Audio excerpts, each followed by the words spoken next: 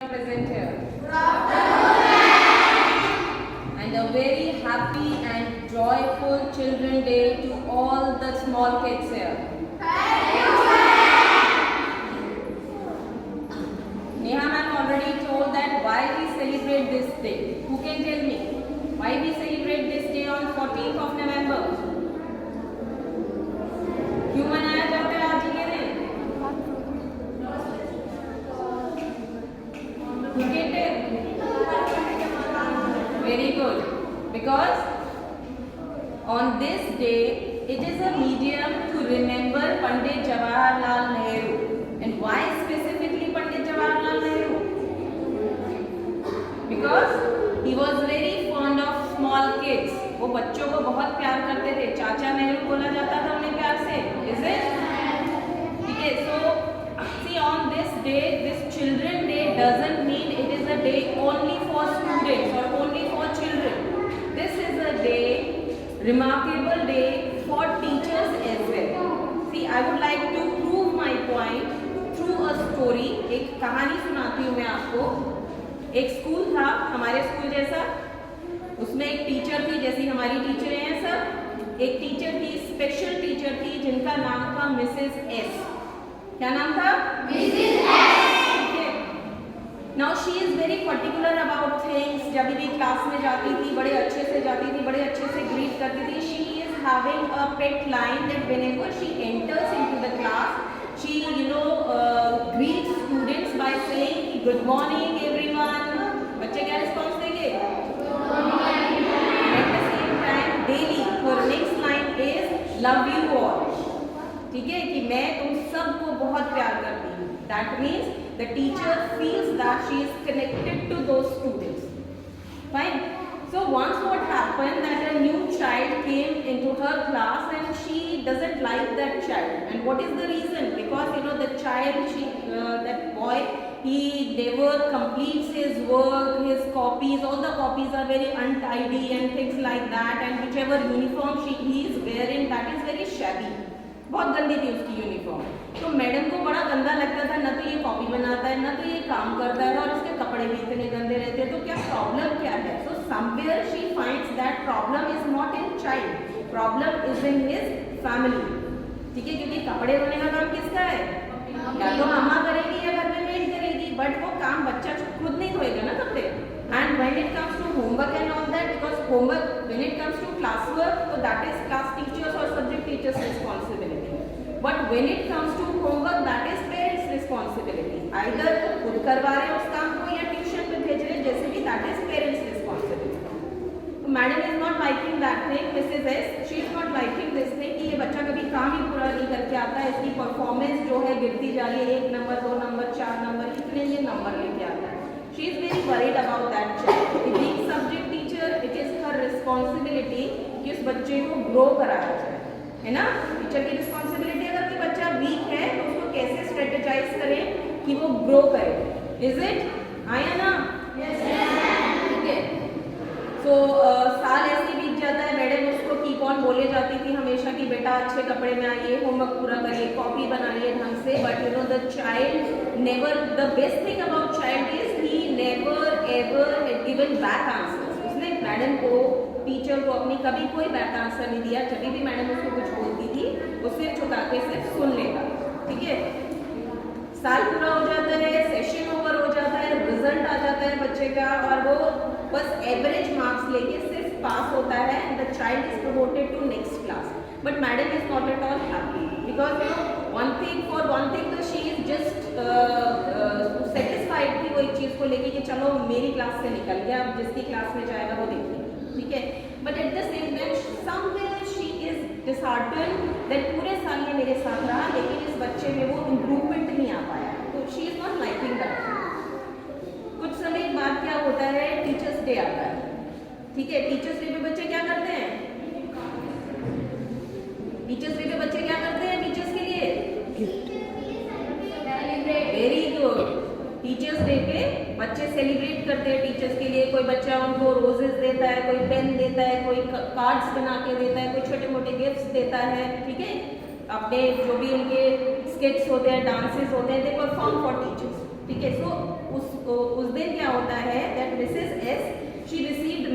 cards, many gift items wrapped in a very funky papers. Gift papers होते हैं चमकीले चमकीले से, उसमें रैप करके आया होता है। एक गिफ्ट उसमें ऐसा पड़ा होता है जो बड़े गंदे से अखबार में लपेट के आया होता है, ऐसे ही पैक कर रखा होता है बस में, और वो रखा होता है। अभी जहाँ पे बहुत भीड़ रखी है और वहाँ पे सब बड़ा क्रिस्टल क्लियर और चमकीला चमकीला रखा और वहाँ पे एक अच्छे गंदे से अखबार में पड़ा हो, तो ऑब्वियसली दिमाग सीधा उस पर जाता है ये किसने दिया है, मतलब एक पैकिंग तो अच्छी होनी चाहिए।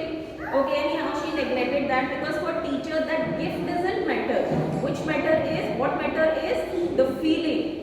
ठीक है, आप किस फीलिंग से, किस जेस्चर से आप उस चीज को दे रहे हो। आप बाजार से एक कार्ड खरीद के दोगे, एक कार्ड आप खुद बना के दोगे, टीचर को वो कार्ड पसंद आएगा जो आपने बनाया होगा, क्योंकि बच्चा कार्ड उसी के लिए बनाता है, उसी के लिए मेहनत करता है जिसको जेन्युइनली वो पसंद करता है ना।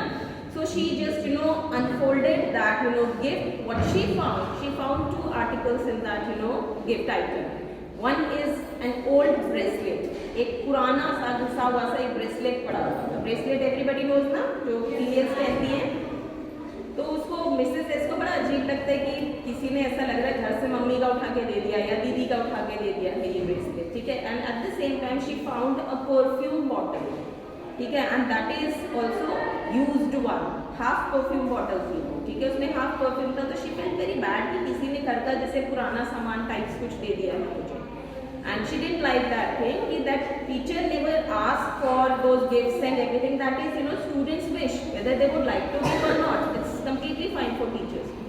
So she just, she asked that who has given me this gift. So the same child, जो हमेशा होमवर्क नहीं करता था, गंदे कपड़ों में आता था, हमेशा वो child ने बोला कि madam, I have given you this gift. So madam asked that what is this bracelet? Is it your mother's bracelet? So he just said yes, it is my mother's bracelet. Then she asked them why you have given this bracelet to me? भाई mummy का bracelet है तो mummy पहनेगी ना, मुझे क्यों दे रहे हो आप? So he just said my mother is passed away 2-3 years ago.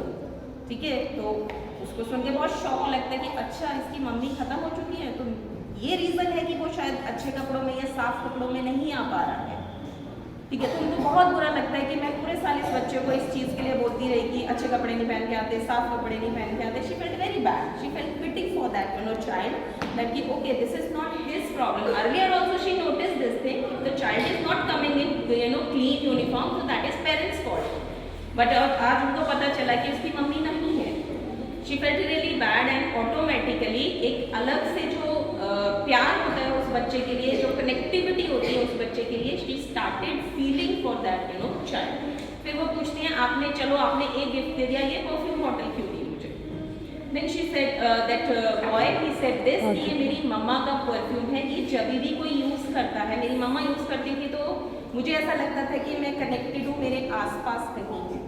ठीक है, तो उसको बड़ा अच्छा लगा। वो कहता है कि मैम आप मेरे लिए हमेशा एक इंस्पिरेशन रही हो, क्योंकि मुझे छोड़ के क्लास के सारे बच्चे बहुत अच्छा काम करते थे, सारे बच्चे बहुत अच्छा स्कोर करते थे, मैं नहीं कर पाता था क्योंकि मैं शायद इंट्रोवर्ट भी था, मैं शायद शाय भी था, या मैं एक्सप्रेसिव भी नहीं था।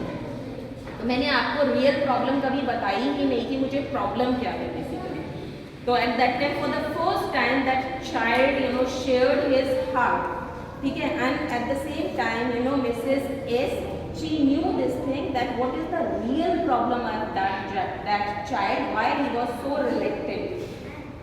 तो मैडम को बड़ा खराब लगता है इस चीज़ को देख के। थोड़े दिनों बाद क्या होता है कि मैडम को ऐसा लगता है अभी कि नहीं मेरे को तो ये काम अभी करना ही है मुझे now, because through out the year I was the one who was after that child, कि मैं इस बच्चे के पीछे ही रही थी हमेशा।